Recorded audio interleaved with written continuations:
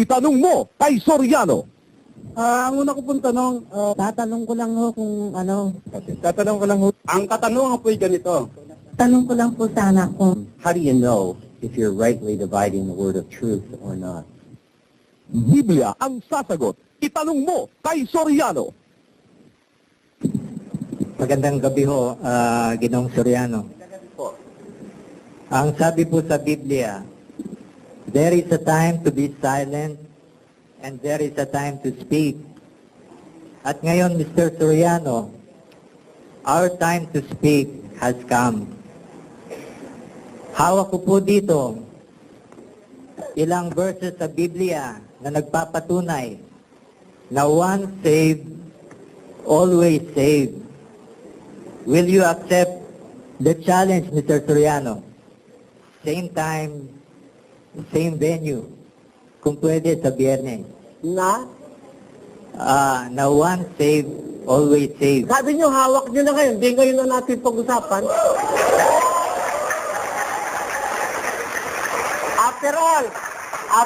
After all, we have all the time, 2 hours pa po ito. I can spend the whole evening with you if it will be pleasing to you. Kung i-cite ko yung verses, Mr. Soriano, baka mabitin lang tayo. Hindi naman ako papayag, Mr. Blanco, na yung buong 4 na oras ko'y ubusin nyo. Because I am not serving only your interest. I'm also serving the interest of the general public. Kaya I'm giving you the last 2 hours of this show now. Pero sabihin nyo, Biyernes, tapos kukonsume nyo mahigit pa sa 2 hours, I cannot give you that. That will be too much. Ngayon Na 4 na oras ubusin nyo sa inyo. Hindi ho tama yun. Mawawala naman ng participation yung iba. Pero this time, kung pwede kong ubusin sa inyo 2 oras na natin. Saka po, di po ba ang usapan kay Ginoong Manolo ngayon po? Oo. Ngayon ang sinabi niyo po. Ngayon. Well, kung ganyan ang gusto niyo, Mr. Soriano, since I'm not familiar on how yung mga procedure ng debates nyo, please brief me. So, kung sinong mauna sa atin or ano. Hindi, magbigay kayo ng ng ganito. Yung proposition nyo, yung sitas nyo sinasabi. Dahil sabi nyo, you are bringing with you verses in the Bible proving that once saved, always saved. Yung paniniwalang osas. Isang verse by verse. Kung gusto nyo, pag-usapan natin. Hindi naman mahirap yun eh. Hindi naman tayo magdidiskusyon ng formal na diskusyon, kundi para sharing ito, sharing. Kasi, Mr. Soriano, patawarin niyo ako kung magsalita ako ng masakit because masasakit din yung sinalita niyo last week. So, Kanino? Last week? last Tuesday, Kanino ko masakit sinalita? sa mga born-again believers. Born-again I did not mention you. I'm speaking of in general terms. Kaya, hindi kayo espesipikado sinasabi ko. Actually, I do not know you. Mr. Soriano, kasama na po ako ron. Ay, nasa sa inyo yun, kung isinasama niyo yung sarili niyo. Dahil yung sinasabi ko, if you think it is libelous o masakit, pwede niyo ako ihabla. Pero ako, nasasabi ko, general ang aking pagsasalita. I'm not speaking to any particular group. I am speaking to all the viewers of this television show. Kaya, umpisahan na natin, sayang ang oras umpisahan na natin yung mga verses. Bueno, Mr. Soriano,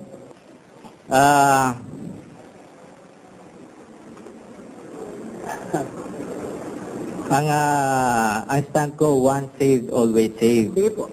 Ngayon, ang sabi po nyo, pwede pong mawala ang kaligtasan.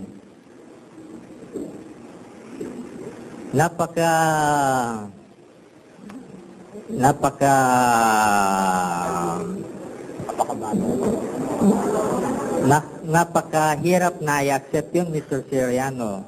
Kasi parang ang sinasabi nyo, na walang kakwenta-kwentang pastol ang ating Panginoon. Kayo ho may sabi nun, hindi Hindi. ako. Dahil ang sabi po nyo, pwedeng mawala ang ating kaligtasan. Pwede iwala ng tao. Dahil ang ating Panginoon, ang sabi sa Biblia, siya ang mabuting pastol. Na matapos ipagkaloob sa kanya ng Ama ang mga tupa at ilagay sa kulungan, ay basta-basta na lang niyang paaagaw sa kaaway. Hindi po ganun ang Panginoon, Mr. Soriano. Babasahin ko sa John 6:39.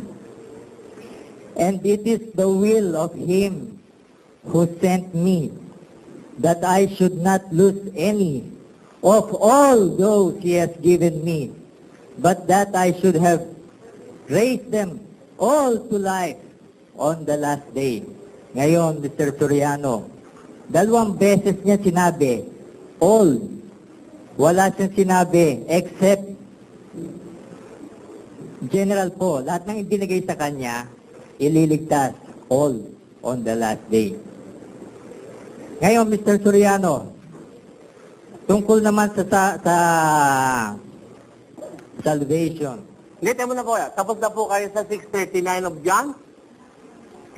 Hindi ko nga po alam ang procedure, paano Hindi, siyempre, papaliwanag nyo related to your stand. You are using that verse to prove your stand that your proposition is once saved, always saved. And I'm speaking to all the believers of this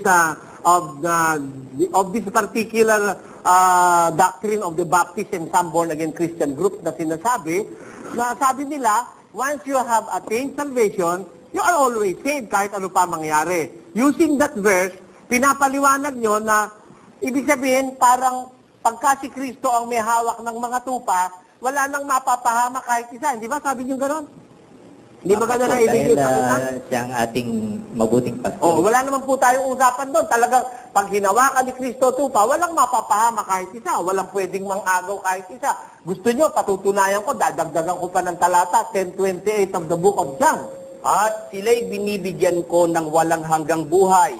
At kailanmay hindi sila malilipol. At hindi sila aagawin ng sinuman sa aking kamay. Oh, walang makakaagaw pagka nasa kamay ka ni Jesus. Hindi sila agawin ng sinuman sa aking kamay. Ano pa ang sabi sa 30:29? Ang aking ama na sa kanila ay nagbigay sa akin ay lalong dakila kaysa lahat. At hindi sila maaagaw ninuman sa kamay ng Ama. Oh, that's logical because He is the all-powerful God. Pagka nasa kamay ka ba ng Diyos, pwede ka bang agawin ng kahit na sino? Wala. Pero, ang hindi nyo naiintindihan, kahit hindi ka pwedeng agawin ng kahit na sino, ikaw mismo pwede kang tumalikod sa Diyos. Ikaw.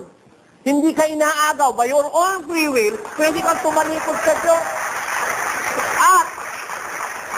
At ang maghihiwalay sa'yo, hindi ang kahit sino, hindi yung aagaw ang maghihiwalay sa'yo.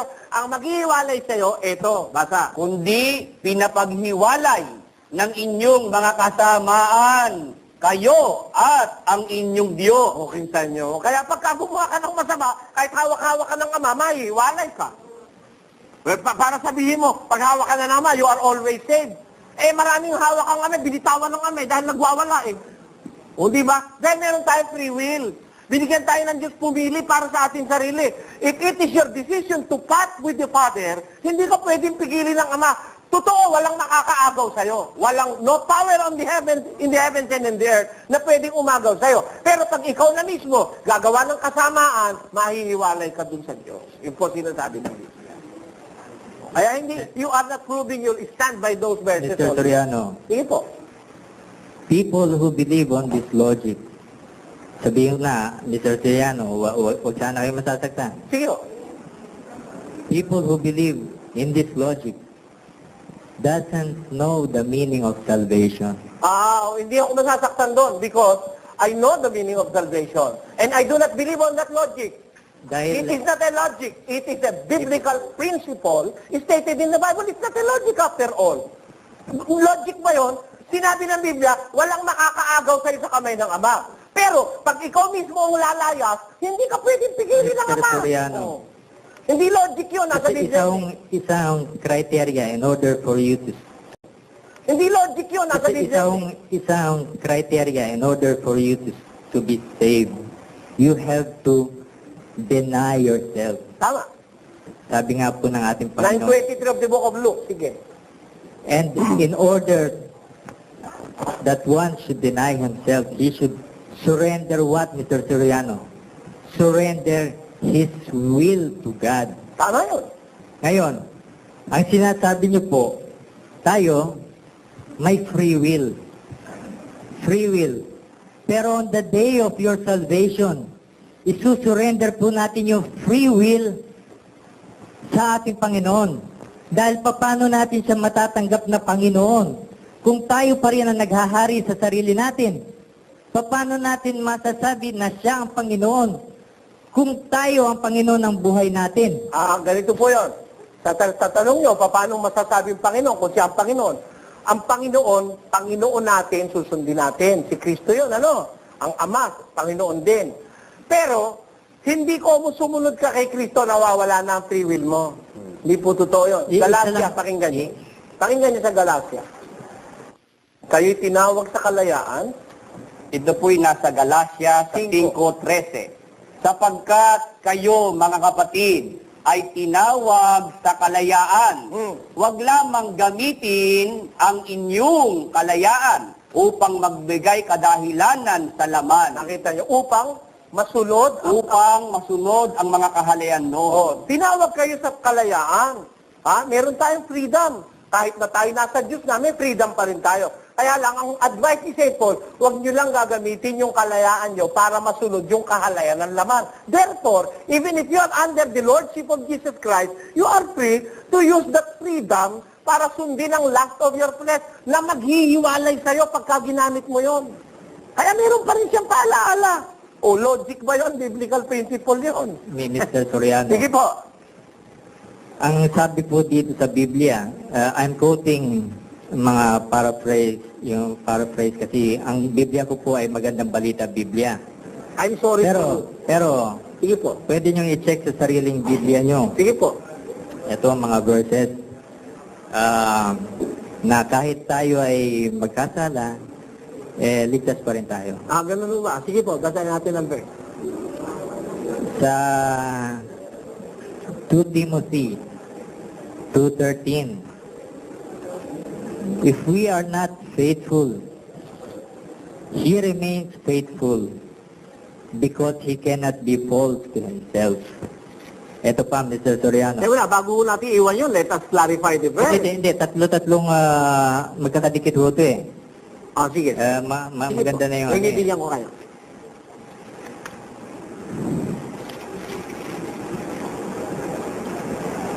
Sa 1 Corinthians 3:15, but if anyone's work is burned up, kunwari yung mga ginawa niyo sa lupa ay puro palpak, then he will lose it, but he himself will be saved. Sa 1 Corinthians 3:15. Ngayon, dito po sa sa Ephesians, meron pong nakasulat na guarantee. Ewan ko lang kung meron pong salitang guarantee sa Biblia nyo. Ito po ang guarantee. Sa Ephesians 4:30. For the Spirit is God's mark of ownership to you, a guarantee that the day will come when God will set you free. Ayun po, salitang guarantee. Ephesians 4:30. Kaya yung pong mga ligtas, may guarantee, Mr. Soriano, by His Holy Spirit. Ngayon, tanungin nyo, ikaw ba, nasa iyo ang Holy Spirit? Hindi ko kayo tatanungin. I want to clarify the verses that you use because you are using them in vain. You are misguided, you are misled. I don't know what spirit is guiding you, but certainly, I am sure that you are misguided by that spirit that is guiding you. Pakinggan nyo, You cited 2 Timothy chapter 2, verse 13. You use chapter 2, verse 13. Let us read it in the No, vernacular. Mr. Soriano. Isa-isahin mo natin. 2 Timothy. Oo nga, basahin mo natin yung binasa nyo. Kung tayo'y hindi mga tapat, siya'y nananatiling tapat, sapagkat hindi makapagkakaila sa kanyang sarili. Kung tayo ang wika hindi mga tapat, siya nananatili siyang tapat. Ano ibig sabihin? Kahit magkasala ka, ligtas ka pa rin. Itaas mo sa 12. Kung tayo'y magtiis, ay mangaghahari naman tayong kasama niya. Kung ating ikaila siya, ay ikakaila naman niya tayo. Kita nyo, nagbabasa kayo, hindi nyo binabasa ang buo eh.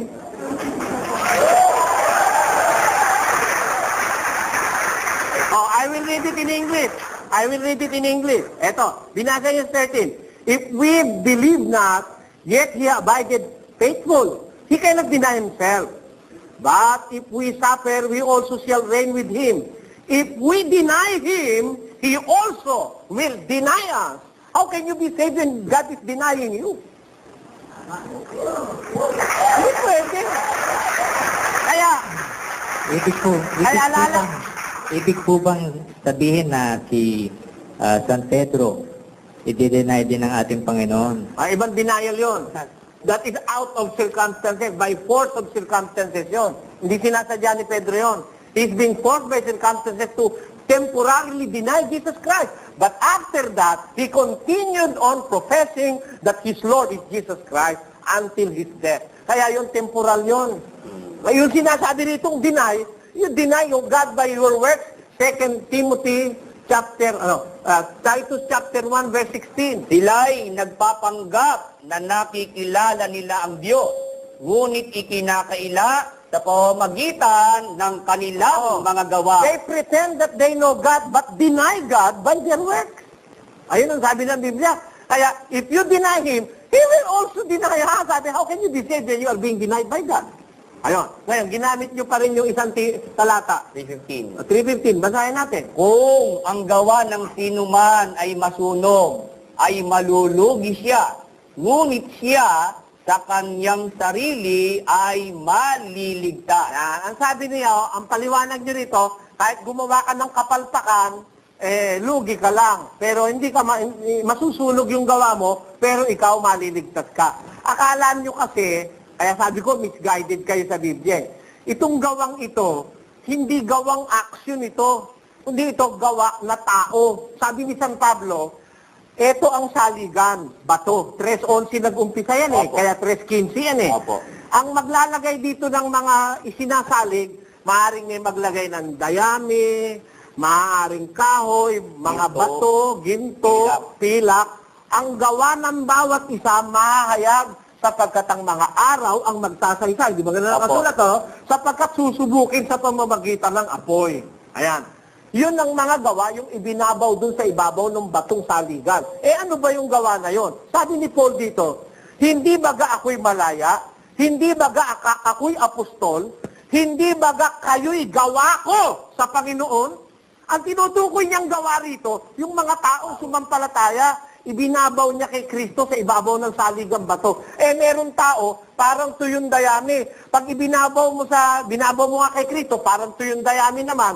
Pagdating nung pagsubok nung apoy, sunog agad siya, wala na. Meron namang kahoy, nasusunog din. Pero merong pilak at saka ginto. Na habang sinusunog mo ng sinusunog, lalo namang napupuro. Yun ang nasa 13 ng Zacarias. Na ang tao, sinusubok sa pamamagitan ng apoy. Yung gawa na tinutukoy, gawa ng mga apostol, mga tao yon. Sabi kasi ni Kristo, gumawa kayo ng mga alagad. Ha? Pag yung ginawa mong alagad, hindi nagtapat, siya ang masusunog sa impyerno. Pero ikaw na gumawa, maliligtas ka dahil ikaw talagang gumawa ng tapat. Yun ang sinasabi ron, na sinasabing gawa. Kaya sabi ko sa inyo, Mr. Blanco, you are misguided by that spirit. Ito ba, Mr. Soriano? Yung Epeso pa. Meron pa kayong sinabi sa Epeso. Pakinggan niyo. At huwag ninyong pighatiin ang Espiritu Santo ng Diyos na sa Kanya kayo'y tinatakan hanggang sa kaarawan ng pagkatubo. And I will read it in English. Chapter 4, verse 30 of the book of Ephesians. Pakinggan niyo ang sinasabi dito. You are being denied by the very verse that you are using. 4:30 ng Epeso. And grieve not the Holy Spirit of God, whereby ye are sealed into the day of redemption. Tanyo, grieve not. Huwag mong talungkutin, huwag mong pighatiin ang Espiritu Santo ng Diyos. Bakit? Iiwanan ka niyan pagka pinighati mo yan. Ha? Kaya yan nga nagpapatunay that on my proposition na hindi totoo yung one saved, always saved. Because if you're going to continually grieve the Holy Spirit na sa Kanya'y tinatakan kayo, hindi ka matutubos. Bakit? Hindi ka maliligtas. Hindi ka tutubusin. Dinigrid mo siya, pinakalungkot mo siya. Marami yung ikinakalungkot ang Espiritu Santo eh. Itaas mo kung ano yung ikinakalungkot. ang mga kadaldalan. Anumang salitang mahalay ay huwag lumabas sa inyong bibig, kundi ang mabuting ikatitibay ayon sa pangangailangan upang makinabang ng biyaya ang mga nagsisipakinig. At huwag ninyong pighatiin ang Espiritu Santo ng Diyos na sa kanya kayo tinatakan hanggang sa karawan ng pagkatubo. Ano wag mong gagawin? Ang lahat ng kapaitan at kagalitan at pagkakaalit at kadaldalan at pangiliba ay mga alis nawa sa inyo, pati ng lahat ng masasamang akala. Pagka meron kanyang kung ano-anong mga masama na yan, mapipigati ang Espiritu Santo. Lalayas yan. Pakinggan nyo kung bakit lalayas. 51. Likhaan mo ako ng isang malinis na puso, O Diyos, at magbago ka ng isang matuwid na espiritu sa loob ko. Huwag mo akong paalisin sa iyong harapan at huwag mong bawiin ang iyong santong espiritu sa akin. Pwede bang bawiin? Kaya nananalangin si David, Panginoon, huwag mong babawiin yung santong espiritu mo sa akin. Because, kung pwedeng mabawi yun, mawala, kasi maiwawala mo yung kabutihan pagka hindi ka nag-ingat eh. Kaya ako, I stand firm on that biblical principle na kailangan tayo mag-ingat, magtiis, magparaya, kailangan tayong magmalinis ng konsyensya kasi pag pinighati mo ang Espiritu Santo, lalayasan ka niya. Tatakwil ka niya.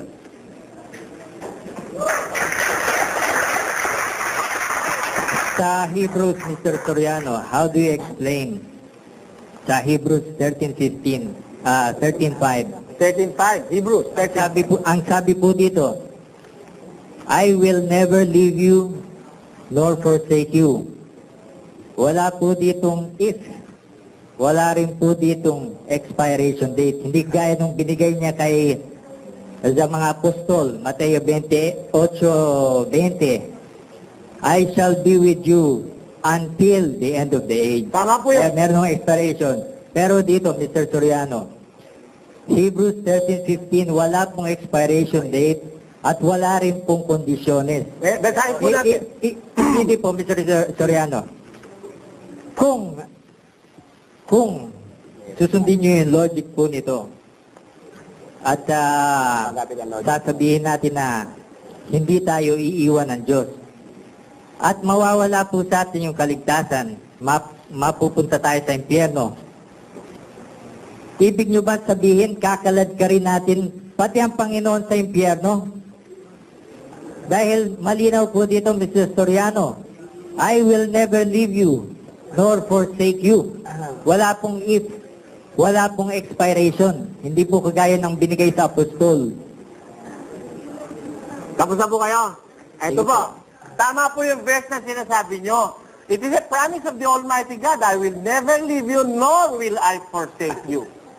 But, remember, no, even if God doesn't want to leave you, you can leave Him. Mr. Soriano, Ay, sandali lang po, di pa ako tapos. isa lang ibig po sabihin niya. Pinatapos ko kayo kanina, pabayaan nyo ako muna matapos. Tama yung talata, hindi kita pababayaan, hindi kita iiwan.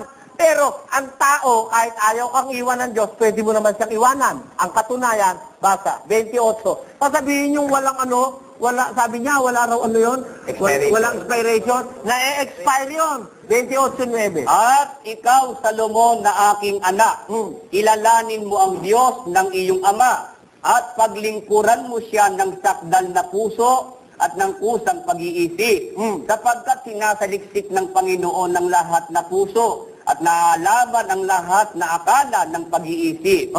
Kung iyong hanapin siya, ay masusumpungan siya sa iyo. Ngayon, nasa sayo siya. Hindi kanya iiwan.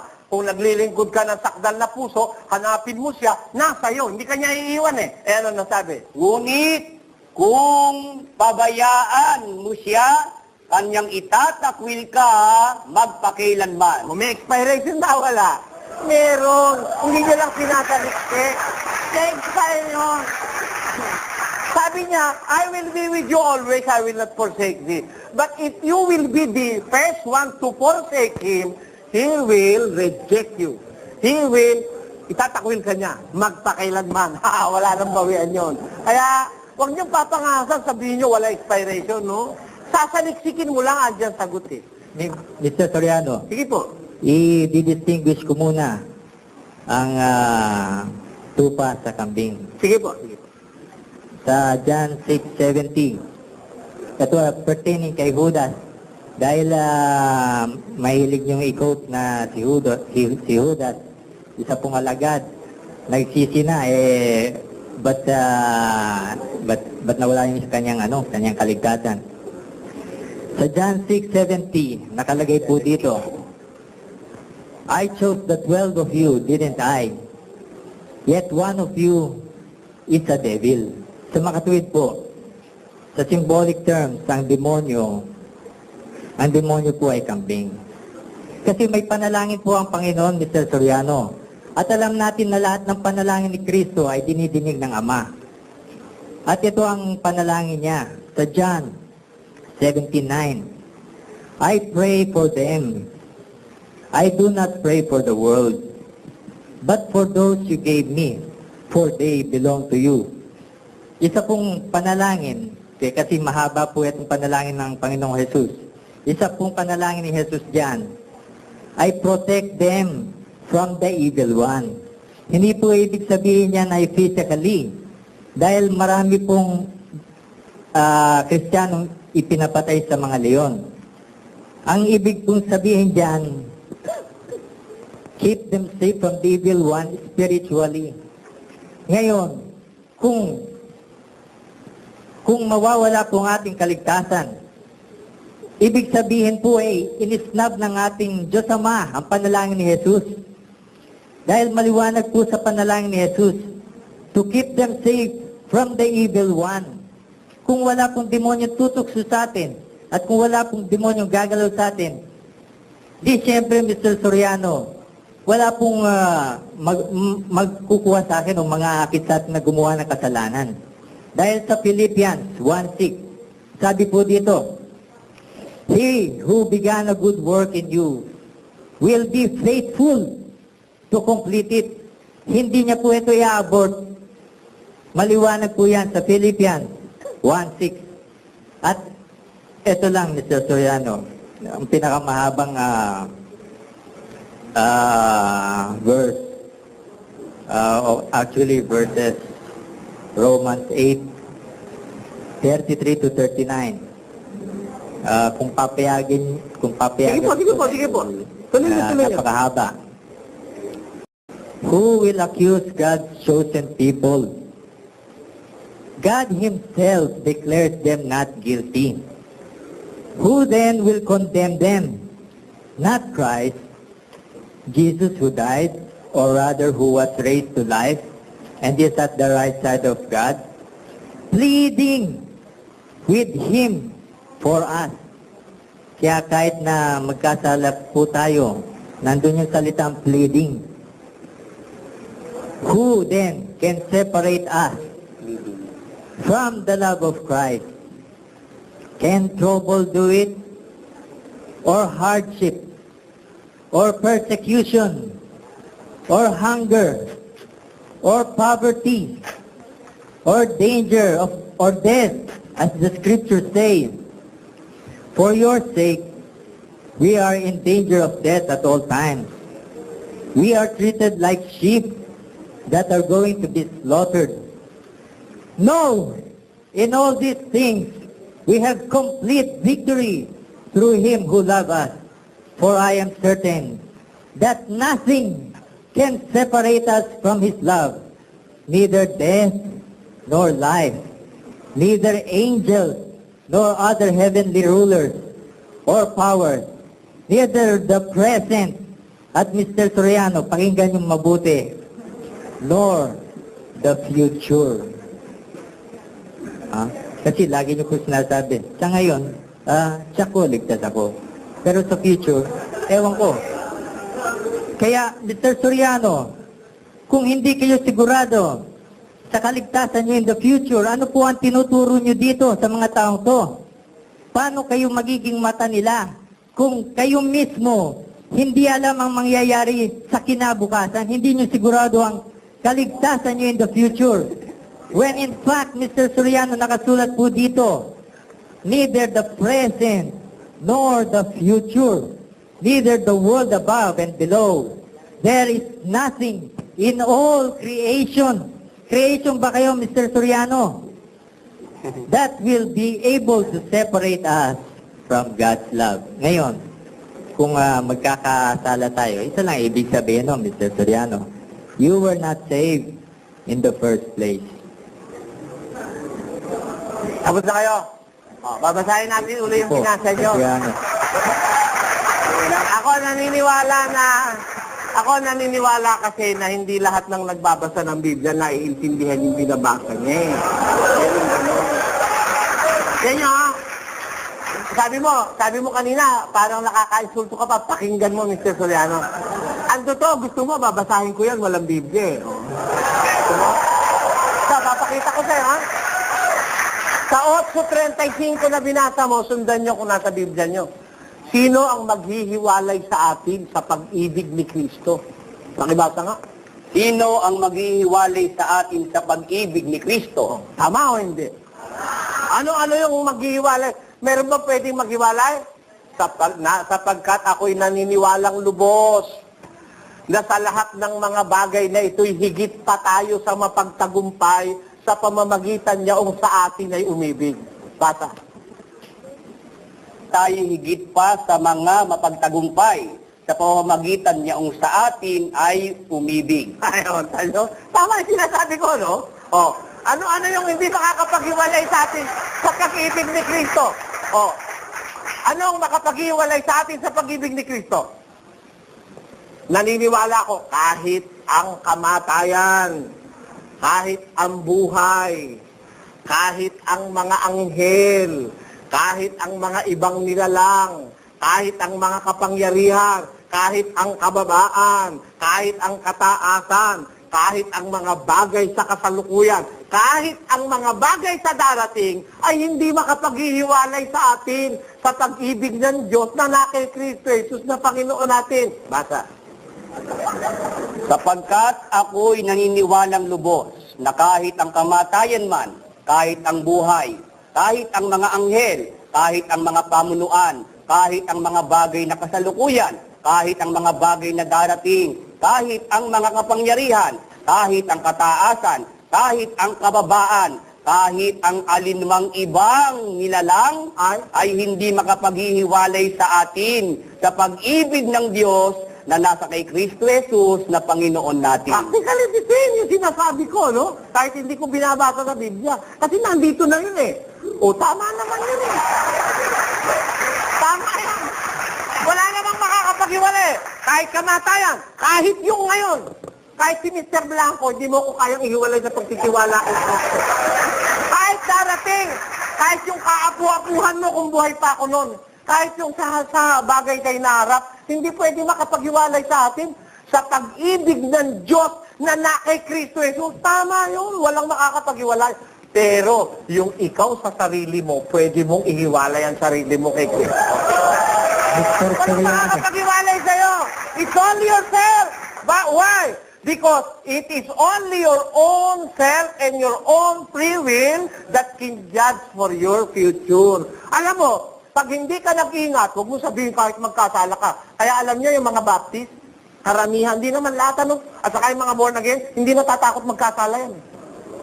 Hindi tatakot. Kasi kahit magkasala, turo sa kanila, ligtas pa rin sila. Ganun ba yon? Pakinggan nyo sa unang Juan. Alam nyo kayo kung magbabasa ng Biblia, consider nyo lahat ng parte ng Biblia, huwag isang talata lang. Unang Juan, Kapitulo 5, versikulo 16. Pakinggan nyo na. Kung makita ng sino man na ang kanyang kapatid ay nagkakasala ng kasalanang hindi ikamamatay, ay idalangin siya at bibigyan siya ng Diyos ng buhay na ukol sa mga nagkakasala ng hindi ikamamatay. May kasalanang ikamamatay. Hindi tungkol dito ang sinasabi ko na idalangin niya. Pagka yung ginawa mong kasalanan, tepo ka.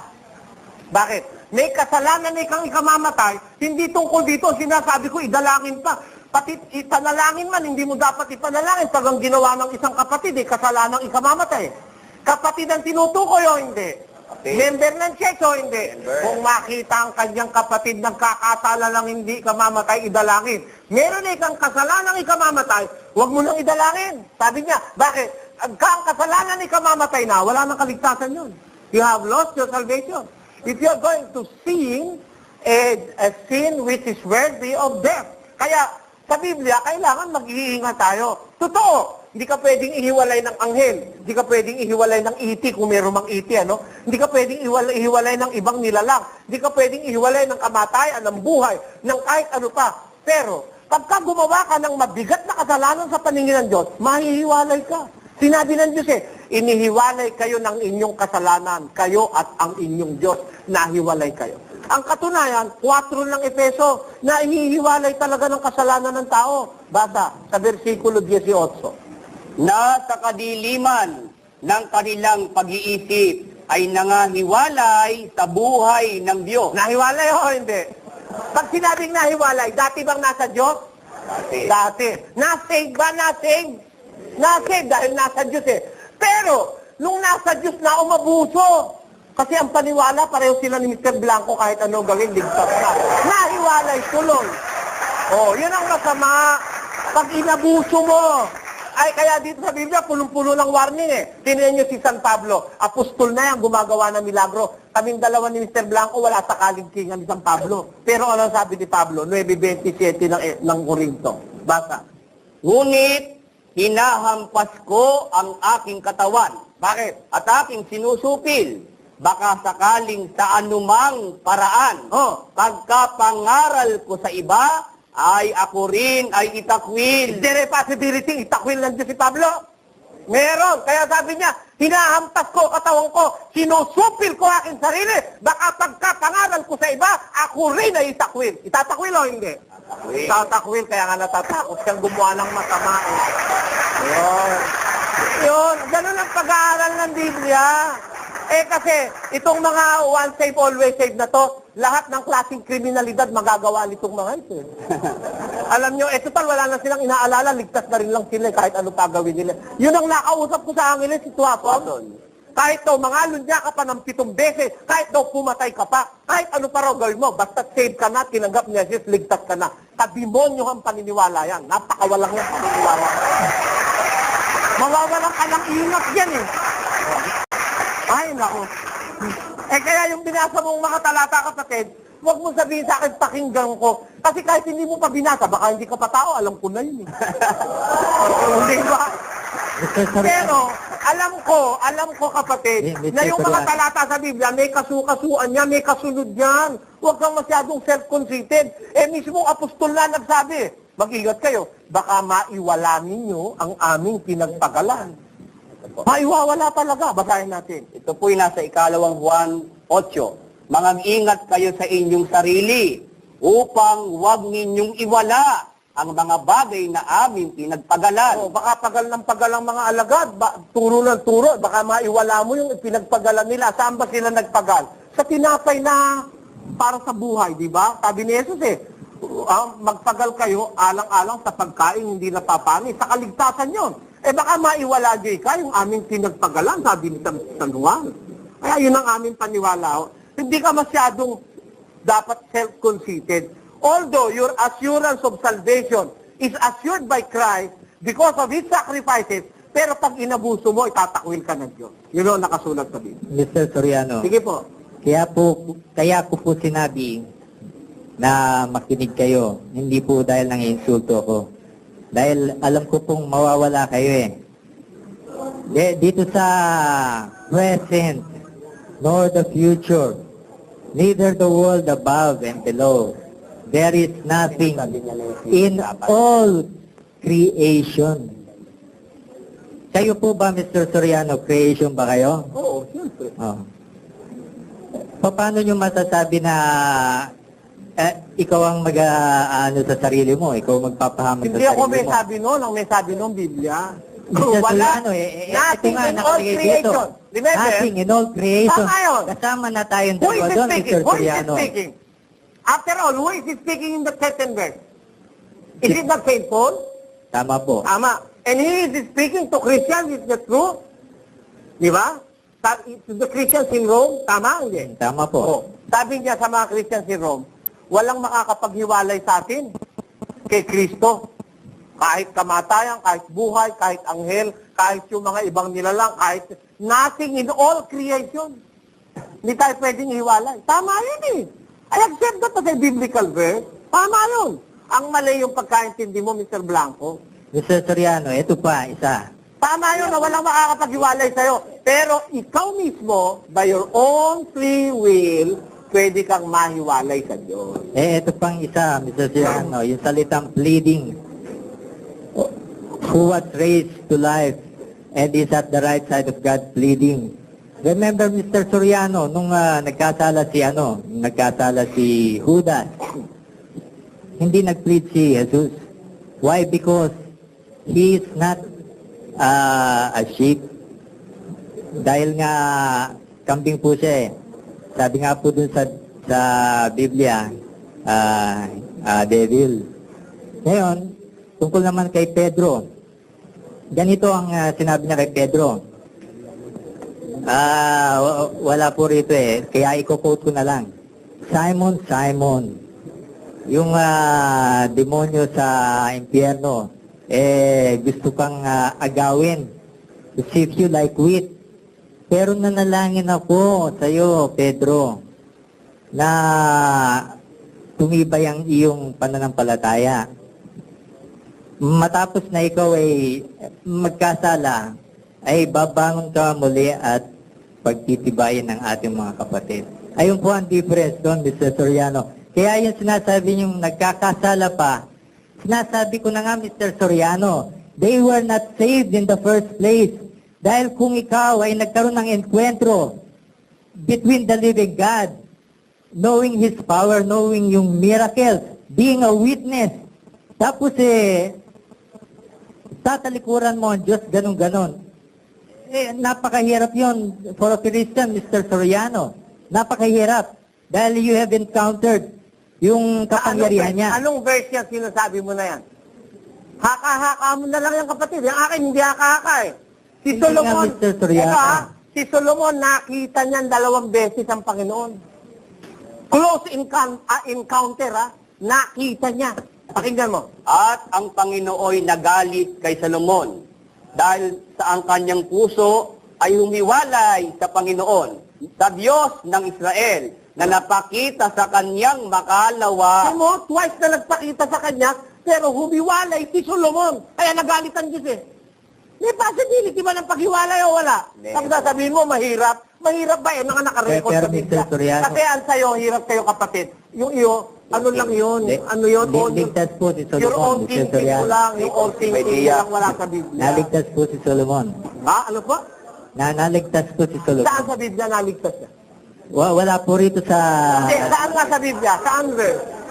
Mapapahiya ka diyan kapatid pag sinabi mo naligtas sa Solomon, nagalit nga ang Diyos kay Solomon, humiwalay siya. Doon po sa Queen of Sheba. Dahil pinuto ni Jesus yung... Babasahin ko sa'yo, babasahin ko. Baka ako ito yung sinasabi mo. The Queen of Sheba sa Matthew. Tignan natin kung naligtas niya si Solomon. Magbabangon sa paghuhukom ang reyna ng timugan, nakasama ng lahing ito, at ito'y hahatulan, sapagkat siya'y nanggaling sa mga wakas ng lupa, upang pakinggan ang karunungan ni Salomon. At narito, dito'y may isang lalong dakila kaysa kay Salomon. Kita mo, maligtas ba si Solomon dyan? Mr. Soriano, sino ang pinakinggan ng Queen of Sheba? Si Solomon. Kung nagkasala si Solomon, Mr. Soriano, at pinakinggan ng Queen of Sheba, anong logic yun, Mr. Soriano? Bakit? Nung pakinggan ba ng Queen of Sheba, nagkasala na si Solomon? Di pa. Di pa noon, nakala mo. Alam mo kung kailan siya nagkasala? Aka. Kayo, hirap kayo. Masyado kang pangahas eh. Magtanong ka muna kay Soriano, matututo. Ang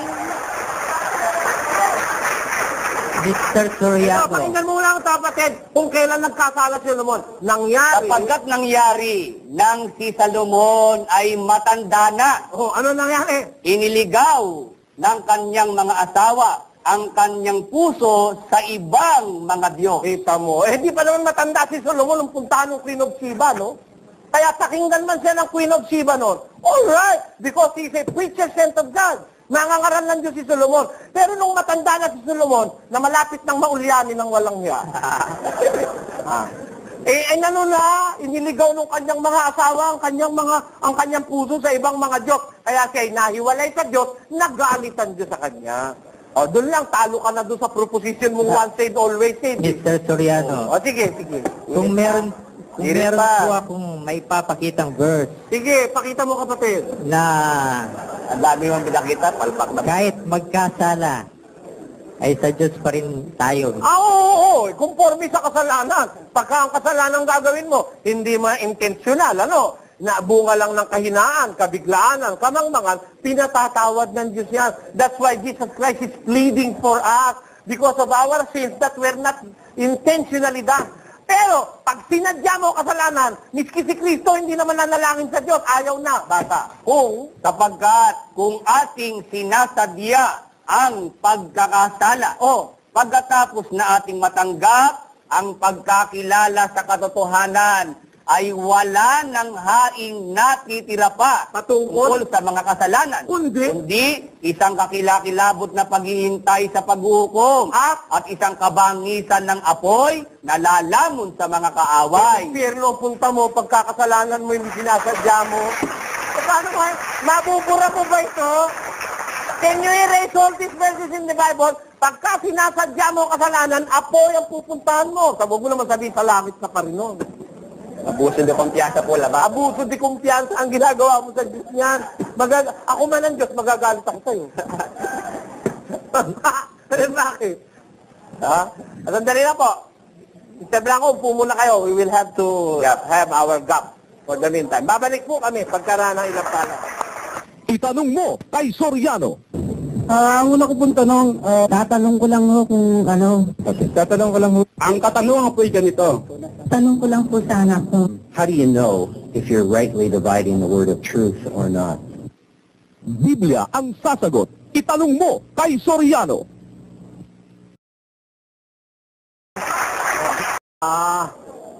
Balik po tayo ngayong gabi, mga kababayan. Pero meron po ako ibabalita sa inyo, nakakalungkot kong sabihin, nang mag-gap tayo, ako po yung nag-CR. Pagbalik ko, wala na si Mr. Blanco rito sa studio. Ano ba nangyari, kapatid na Dani? nagmamadali po siyang umalis na hindi na siya nakapagpaalam dito sa ating mga audience dito. Basta Ang sabi niya, uuwi na raw siya. Oo, hindi na raw. Gabi na. Sabi ano nga? Gabi na raw po. Siya uuwi na. Sabi po niya. Nagpaalam po sa akin eh. Pakisabi ka kay Brother Eli, umuwi na ako. Kayo nagpaalam. Opo. Dumaan po rito kami. Nakita niyo naman po, yung mga audience dito, nakita niyo naman, lumabas ako, di ba, pagka-gap. Hindi ko na siya dinatnan dito sa loob. Nagpaalam daw kay kapatid na Willie na gagabihin siya. Opo. Akala ko kulang sa kanya yung 2 hours eh. Yun nga po eh. Akala ko kulang sa kanya eh. Kalayaan naman niya yon. Pero hindi naman niya siya pinitik dito, mga kapatid, ano? Hindi ho kaya, Gusto ko po sana yung mga magtatanong, sumaksi kayo na talagang hindi natin inano si Mr. Blanco. Hindi ho kaya Brother Eli na blanco siya. Ewan natin. Yun na lang ho magtatanong, I'm just asking for a little help na. Yung mga magtatanong, pakisabi nyo na lang na sa audience na talagang hindi natin siya sinaktan o ano kundi talagang kusa siyang umalis at nagpaalam siya kay kapatid na Willie. Balik tayo direct sa ating mga studio audience. Ang sunod pong magtatanong si kapatid na Sunny Joseph Tenorio, isang Katoliko. Good evening po. First time ko po ngayon, kaya ho nung sinabi ni Brother Eli, ako ang isang magpapatunay na kusang umalis ho yung si kanina. Mr. Blanco. Salamat po.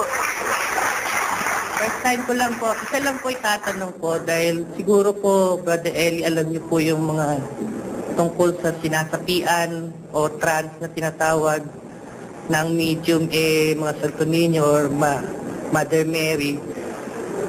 Now, ang tanong ko lang po doon, totoo ho ba o maling paniniwala o mula sa Diyos ho o mula sa kung ano pa man ho yung mga ganong klase? Lalo na ho kung babae ho ang sabihin natin o sinasapian na ang form po ng trans po na tinatawag nila, na dati ko pong pinaniniwalaan po yun. Na ngayon hindi na po. Ngayon, ang form po, once na sumanib na o nag-transfer sa kanila, nawawalan na malay, and then iba na ho, ibang boses or whatever, and then pag umalis, ganun ulit ang procedure, and then, yun lang. Alam nyo, wag namang ma-offend sana ang iba, no ho. Even the Catholic Church, in fairness, kahit ang Iglesia Katolika, sinasabi nila, hindi raw totoo yan eh.